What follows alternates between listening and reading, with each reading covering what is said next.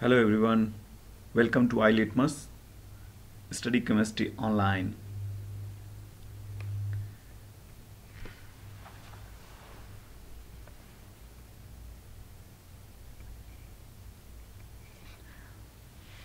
Welcome friends, today we are going to talk about chapter 1 for 9th standard science NCERT pattern.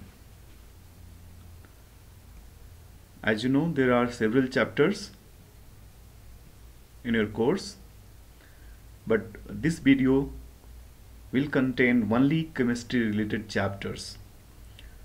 So there are 4 chapters, chapter 1, chapter 2, chapter 3 and 4, which are related to chemistry. Other chapters are related to biology and physics, which is not covered here. So today we are going to study about chapter 1, matters in our surroundings. So let's start. So there are 5 main topics under that. First one is physical nature of matter. Then we will study the characteristics of particles of matter. Then different states of matter. And then we will try to understand, can matter change its state? And then finally we will be understanding evaporation and related concepts. So let's start with topic 1.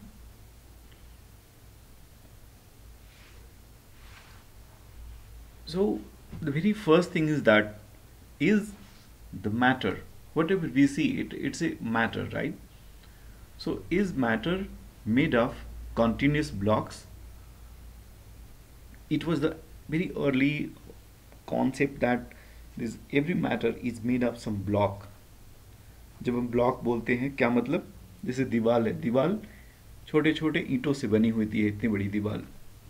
उसी तरीके से सोचा गया कि matter के अंदर में भी कुछ ऐसी ब्लॉक्स हैं जिससे मैटर बना हुआ है। But after that, after so many theories and concepts, it was established that no, matter is made of particles which are very very small. These are beyond our imaginations. We cannot see them at all. Yeah, so they are very small in the sense like how they are measured. Generally, if you'll see, the particles are measured in nanometers, yeah, which is like 1 meter is equal to 10 to power minus 9, like that.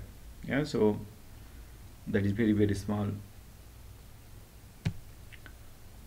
Characteristics of a particle. So what are the different characteristics of a particle? There is enough space between the particles. So जो particle हैं एक में एक ऐसे एकदम कस के जुड़े हुए नहीं हैं, उनके बीच में there is lot of space. Example, कैसे आपको पता चलेगा ये? अब पानी है, पानी में का भी तो पार्टिकल होगा। पानी में आप शुगर डालें या साल्ट डालें, कैसे उसमें अपने आप घुल जाता है, वो जाके कहीं मिक्स होता है। ऐसा तो नहीं था कि उसको पानी के पार्टिकल शुगर के पार्टिकल को या साल्ट के पार्टिकल को अपने अंदर में घुसने नहीं देते। yeah?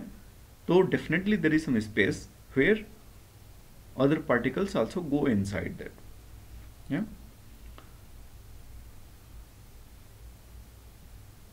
So you can see this picture. It's like showing that white space between the particles, it's some kind of space. Yeah, this again ये just representation के लिए, this is not the actual way of like showing. yeah, this blue और red वाले में देखेंगे तो red वाला part है जो कि खाली स्पेस है। Then coming to the second characteristics, particles of matter are continuously moving. जो पार्टिकल्स हैं वो ऐसे एक जगह ऐसे बैठे नहीं रहते, because they possess some kind of energy, it's called kinetic energy. या और वो एनर्जी जैसे आप यदि टेम्परेचर बढ़ाए तो काइनेटिक एनर्जी और मूव करने लगती है। कैसे इसको और समझ सकते हैं? जैसे चीनी को आपने पानी में डाला, वो थोड़ी देर का ऐसे बैठा रहता है, ठीक है, वो धीरे धीरे घुलता है। लेकिन यदि उसको हीट करेंगे तो kinetic energy of the particles increase, both the particles, sugar and water also, and after then they start mixing it faster. So you can see there is a zigzag motion they used to travel inside that. Yeah, so these are the two major characteristics. Then coming to the diffusion. What is diffusion? We'll try to understand in the next page. So diffusion is matter.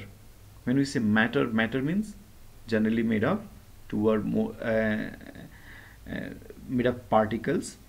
So matter intermix with each other on their own by occupying empty space within the matter. तो आपको diffusion कैसे होता है कि जो particles हैं दो different kind of वो आपस में कैसे मिलने चालू एक में अपने आप मिक्सिंग होना चालू होते हैं. जैसे फॉर एग्जांपल आप अपने रूम में हैं और उसमें आपने सेंट छिड़काव कर दिया तो सेंट अपने आप इधर से उधर जाकर पूरे रूम में फैल जाता है. उसको कहना नहीं पड़ता कि तुम इधर जाओ उधर जाओ, अपने आप वो मिक्सिंग होना चालू हो जाता है. कुकिंग गैस है आपका, उसमें टैंक, उसमें से अगर थोड़ा भी गैस निकलती कुकिंग गैस पूरा रूम मक जाता है. ठीक है, सो दैट इज कॉल्ड डिफ्यूजन कि मैटर इंटरमिक्सेस. सो द सेंट का जो मैटर है वो इस एयर जो रूम में है उसमें अपने आप डिफ्यूज होना चालू होता है एंड स्टार्ट्स. सो जो सेंट है, सेंट के पार्टिकल्स होते हैं तो रूम के जो एयर के पार्टिकल्स हैं उनके इस अंदर में जो स्पेस है वहाँ पे जाके अपना घुसना चालू कर देते हैं. There is one small picture here shown कि वो dropping some red dye molecules. So वो ऑटोमेटिकली अपने आप देखो कैसे उसमें सेकेंड बीकर में कैसे फैल रहा है, फिर थोड़े थोड़े जाते जाते अपने आप इक्विलिब्रियम में हो गया, फैल गया पूरे चारों तरफ. Particles of matter attract each other because particles of matter have force acting between them. Next हम समझना कोशिश करेंगे कि पार्टिकल्स अंदर में एक जैसे एक पार्टिकल ले लेते हैं, से फॉर एग्जांपल आयरन, लोहा. तो लोहा भी एक टाइप का एक एलिमेंट है, उसके अंदर में पार्टिकल्स हैं. ठीक है, तो वो पार्टिकल्स अपने आप में भी बंधे हुए हैं. ठीक है, वो चल रहे हैं इधर उधर लेकिन आपस में उनकी एक बॉन्डिंग एनर्जी है. ठीक है, अब आयरन को और चाक को देखेंगे, टू डिफरेंट मैटर. तो आयरन को आपको ऐसे बेंड करना हो, it takes much of energy, लेकिन एक चाक फटाक से ब्रेक होता है. इसका मतलब कि मैटर से जो पार्टिकल आपस में जो बॉन्डिंग एनर्जी है सबकी डिफरेंट है. ठीक है, आयरन के लिए ज़्यादा है, चाक के लिए कम है. या so that the bonding energy depends on the matter. So आप इसमें देखेंगे ऐसे क्यों हो रहा है. Say taking the example of iron, तो उसके अंदर में आपको पॉजिटिव हैं, पॉजिटिव उसमें पार्टिकल्स हैं, that is called protons. Then उसके किनारे किनारे न्यूट्रॉन वो इलेक्ट्रॉन्स हैं. सो आपस में ये पॉजिटिव और negative creates a kind of bonding. या तो जिसमें ज़्यादा बॉन्डिंग होगी उसको तोड़ना डिफिकल्ट होगा. Then coming next, states of matter. What are the different states of matter? You know, all we know, solid, liquid, gas. Yeah, so solid. Okay. See, we all know solid, liquid, gas. But the important part for you is to remember the words which will be writing in your exams. Okay. So solid क्या होता है? It will be having a definite shape, a distinct boundary and fix volume. ठीक है, distinct shape. एक book ले लो, book का shape क्या है, जैसा शेप है एक रेक्टेंगुलर है उसी में पड़ा हुआ है, वो अपना रोज जैसे जब चाहे जब तो चेंज नहीं करता ना. वैसे इसकी डिस्टिंक्ट बाउंड्री है जिसको आप टच कर सकते हैं एंड हैज फिक्स्ड वॉल्यूम. ठीक है, and it try to maintain their shape when external forces applied. लोहे का या बुक है, बुक के ऊपर प्रेशर दबाओ, थोड़ा बहुत खूब दबाओगे थोड़ा और दबेगा, और कोई प्रेशर और थोड़ा दबेगा. ठीक है, बट इट्स वेरी रिजिड. ठीक है, तो सॉलिड जनरली उनकी जो कंप्रेसिबिलिटी होती है वो आप उसको इतना इजीली उसको दबा नहीं सकते, इतने ज़्यादा कंप्रेसिबल नहीं होते. It is very low compressibility. Second, liquid, no fix shape. एक जग पानी लिए तो जग की तरह उसका शेप हो गया, उसी को आपने किसी दूसरे बर्तन में डाला उसका शेप हो गया, but is a fix volume. Okay, and not as rigid like your solid, so it's quite compressible. Rate of diffusion is higher than solid. Okay, because उसमें ज़्यादा एनर्जी होती है, वो अपना इधर से उधर उनकी बॉन्डिंग थोड़ी कमज़ोर होती है, तो इधर उधर से घूमते रहते हैं. More space between liquid particles than solid particles. Third one, gas highly compressible. अब देखो अपने कुकिंग गैस जो है, वो कुकिंग गैस को छोड़ा जो तो पूरा गांव भर महकने लगेगा, राइट. कहाँ से इतना सारा गैस को कैसे एक टैंक में भरा रखा है विद भी, देखो लोहे की टैंक है, राइट. इट मीन्स दैट के अंदर में बहुत बहुत प्रेशर में भरा हुआ है, ठीक है. अंदर में आप हिलाते हो तो it looks like a liquid, okay, but it's actually A gas, okay. On very high pressure the gas has been converted to liquid, okay, that we'll understand later point in this chapter. So it has no volume. छोड़ोगे जिधर एक घर में छोड़ोगे पूरा घर भर जाएगा, उसी को आप एक टैंक में भी भर कर रखे हो. Very high diffusion, no volume, huge space between particles. अभी देखिए ना कि उतना जो छोटा है गैस पूरा छोड़ दिया जा रहा है इन द रूम से, ऑक्यूपाई कर ले रहा है पूरा रूम, मीन्स की there is a huge space between those particles. Gas move randomly at high speed so exert pressure on the container walls, ठीक है. जो भी मैंने बताया कि वो आयरन का क्यों बना हुआ है, क्यों नहीं उसको लकड़ी का बना सकते हैं और उसी में गैस भर के दें, नॉट पॉसिबल, बिकॉज उसमें गैस है तो बहुत बहुत तगड़े वो एक जब बराबर जो चल रहे हैं उसके पार्टिकल्स, तो they are exerting force on the surface of that iron tank, okay. Then other states also has been discussed like plasma. Plasma क्या होता है? These are super energetic and super excited particles in form of ionized gas. जब अपने neon bulb अगर आते हैं, neon bulb में देखेंगे तो उसमें गैस भरी होती है नियॉन, जो ही इलेक्ट्रिक चार्ज उसमें छोड़ा जाता है तो जो नियॉन के गैस जो थी वो आयनाइज्ड हो जाती है, ठीक है. जब फुली आयनाइज्ड हो जाती है then it reflect some kind of light, ठीक है. तो वो जो आयनाइज्ड जो भी फॉर्म जो होगा, जो भी स्टेट होगा जिसमें कि जो पार्टिकल्स हैं they get ionized, that is called as plasma. So you can see here you have your solid state which is looking like very arranged, liquid थोड़ा disarranged having more space, then gas very high space, plasma which is very very ionized totally, ठीक है. Going next,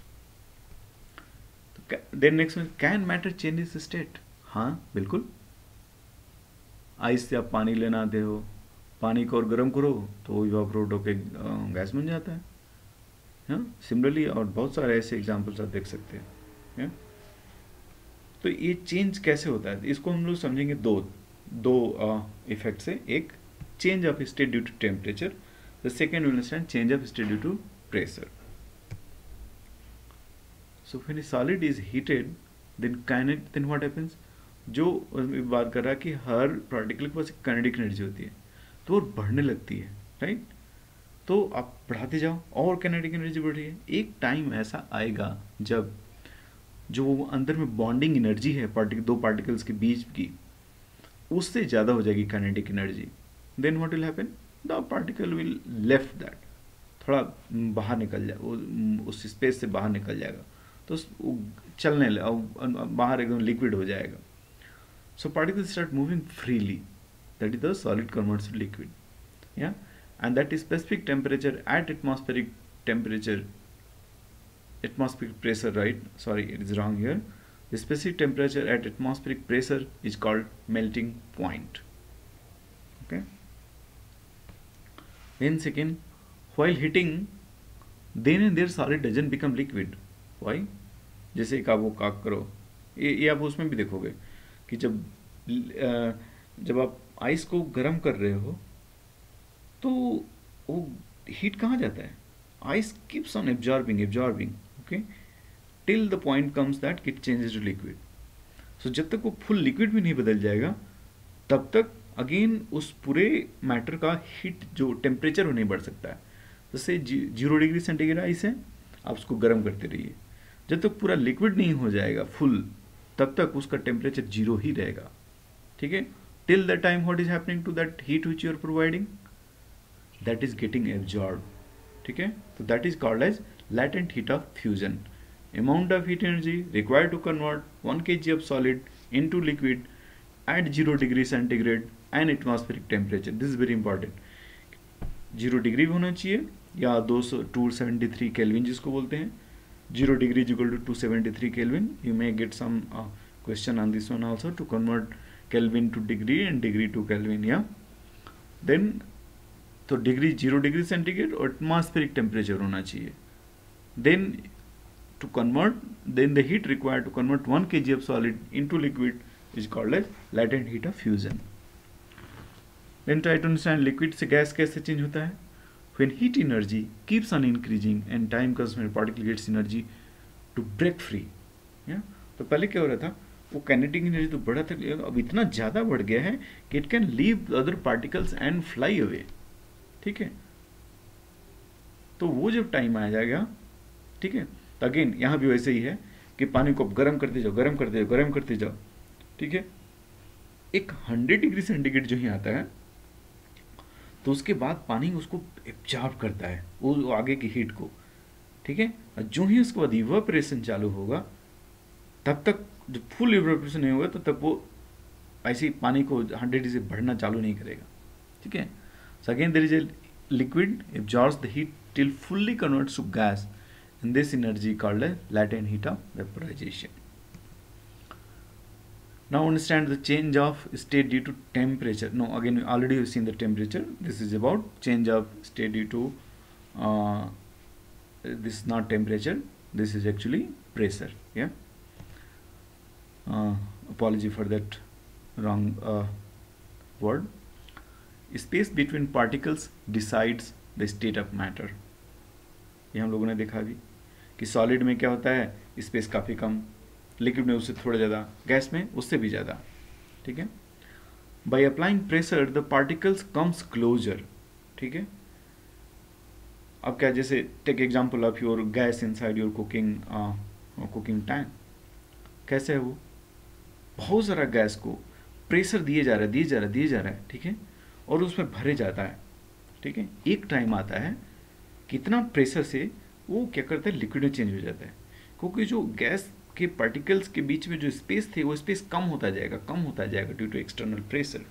and a time will come जो कि वो particle के बीच में जो दूरी हो जाती है उतनी कम हो जाएगी ताकि it will convert into liquid.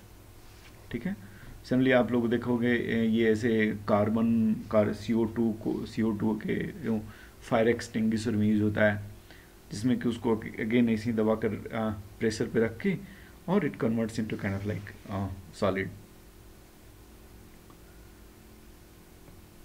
Do you know why CO2 is known as dry ice? Yes, अभी जो आई वाज टॉकिंग कि when you convert this carbon dioxide you put on very high pressure, say example in fire extinguisher, then it changes into a solid, okay, and which looks like ice. That's why it's called as dry ice. Then what is called sublimation. एक ऐसा भी कुछ matters हैं जिस जो without changing to liquid they convert into gas. Okay, so that is called sublimation. Liquid में change नहीं हुआ, सॉलिड से डायरेक्टली वेपर गैस फेज में चेंज हो गया.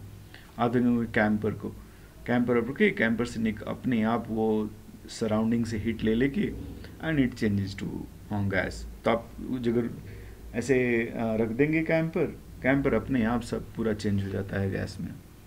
ऐसा क्यों होता है? In your book it is not like established कि why it is happening like that, but we have put one why it happens. It happens because of transition of phase below its triple point.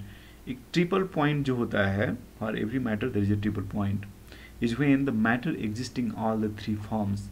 ठीक है, अब ये लेकिन जो sublimation जिस matter में होता है उनका ये जो फेज चेंज होता है from solid to gas, that happens below triple point. ठीक है, much below the triple point. एक एग्जाम्पल यहाँ पे ले लीजिए ट्रिपल पॉइंट का. तो एक ऐसा टाइम जहाँ पे वो वेपर में भी है, लिक्विड में भी है, सॉलिड में भी है. अब कैंपर है तो कैंपर का कहीं इधर हो रहा होगा कि वो उतना ही एनर्जी लेने से उतना एनर्जी लेने से उसका सराउंडिंग से एनर्जी लेके और it's able to convert, so it's not reaching to the triple point, that's why this process called sublimation. Evaporation क्या है? Evaporation you know very well, पानी को ऐसे गर्म करते हो निकल के वेपर बन जाता है, या so liquids on the surface breaks away due to small increase in its kinetic energy. ठीक है, जैसे कपड़ा आपने डाला है, भीगा हुआ है, तो सरफेस के ऊपर में लिक्विड है, कपड़े का जो सरफेस है लिक्विड है, लेकिन वो क्या हो रहा है, it's getting some kinetic energy from the surrounding, या एंड गेटिंग इवेपोरेटेड, या and this happens below the boiling point, that's why called as evaporation. So पानी का ऐसा नहीं कि आप कपड़ा ऐसे बाहर में डाले हो एंड 100 डिग्री सेंटीग्रेड टेम्परेचर रहता है, नो, फिर भी वो सारा पानी चेंज हो जाता है, it converts to gas phase, right? How? So this is called evaporation, not into changing. Okay, so ये कैसे इफेक्टेड होता है? इंक्रीज द सरफेस एरिया, कपड़े को ऐसे बांध के ऐसे डाल दिया तो नहीं सूखेगा, you spread it, right? So when you spread, the more number of particles are able to get the energy from the surrounding, and they get so more particles will be flying away, breaking away the bonding energy. Increase in temperature, obviously ज़्यादा धूप होती है तो जल्दी निकल जाता है, क्योंकि धूप से जो एनर्जी मिलती है that increase the kinetic energy faster, yeah. Increase in humidity, humidity क्या है? इट विल डिक्रीज इवेपोरेशन, क्यों भाई? As air cannot hold more water than specific amount, ठीक है? तो जो ह्यूमिडिटी होती है एक एक एक पॉइंट है, उसके ऊपर एक हर एक टेम्परेचर के लिए ह्यूमिडिटी अलग हो जाएगी, ओके? सो एक किसी पर्टिकुलर टेम्परेचर पे जो एयर होगा, air will be not able to take more water, उससे ऊपर पानी वो एब्जॉर्ब नहीं कर सकता है एयर, ठीक है? तो क्या होगा, अब जो अगर ह्यूमिडिटी ज़्यादा है तो अपने आप कम पानी लेके कम जो वेपराइजेशन हो जाएगा वो कम हो जाएगा, क्योंकि वो उससे ज़्यादा सराउंडिंग जो है, surrounding is not able to take more water. Wind speed से क्या होगा, पार्टिकल ऑलरेडी रेडी है बाहर जाने के लिए due to some kinetic energy, and wind gives them some more energy to that. So the layer, the particles sitting on that outer layer of your cloth, they fly away faster. How does evaporation causes cooling? आपने कभी महसूस किया है जब evaporation होता है तो कैसे cooling वहाँ पे कैसे हो जाती है? जैसे the liquid particles absorbs energy from surrounding. अभी हम लोगों ने पढ़ा कि evaporation कैसे हो रहा है, क्योंकि जो liquid है बाहर के surrounding से it's taking some kind of energy, yeah, and then flying away. So क्या होगा, surrounding is losing energy because the liquid particles are getting energy, means the surrounding is losing some energy. So surrounding will become cooler. Like जैसे आप example ले लो, छत पे आप गर्म छत है, शाम को आप उसमें पानी डालते हो, what happens? पानी सारा evaporate हो जाता है फिर, राइट, गर्मी से. तो कहाँ से एनर्जी लेता है? जो वाटर आपने फ्लो किया, so the water particle is getting energy from the heated roof surface, right? तो वहाँ से एनर्जी लेता है, तो obviously जो वाटर सरफेस, जो उसका रूफ का जो सरफेस है, that will get cooler. Can you explain why we wear cotton cloths in summer? Yes, आपको पता होगा, yeah? You can explain it. Why do you see water droplets on the outer surface of glass containing ice cold water? ये आपने कैसे महसूस किया होगा, कोई ग्लास उसके अंदर में जैसे स्नो रख दो, बाहर का दीवार जो होता है उस पर पानी उस पर जम जाता है, ठीक है? Because when vapour comes in contact, बाहर में जो वेपर है it comes in the contact of the glass, ठीक है, जो कि बहुत ठंडा है, तो that water vapour loses energy, okay? तो जो वो लूज एनर्जी करता है तो obviously it will get convert into liquid. So this is why बाहर में वो जो पानी का ड्रॉपलेट्स हो जाता है. Thank you very much. This was all about in this first chapter. See you soon with our next chapter. Thank you.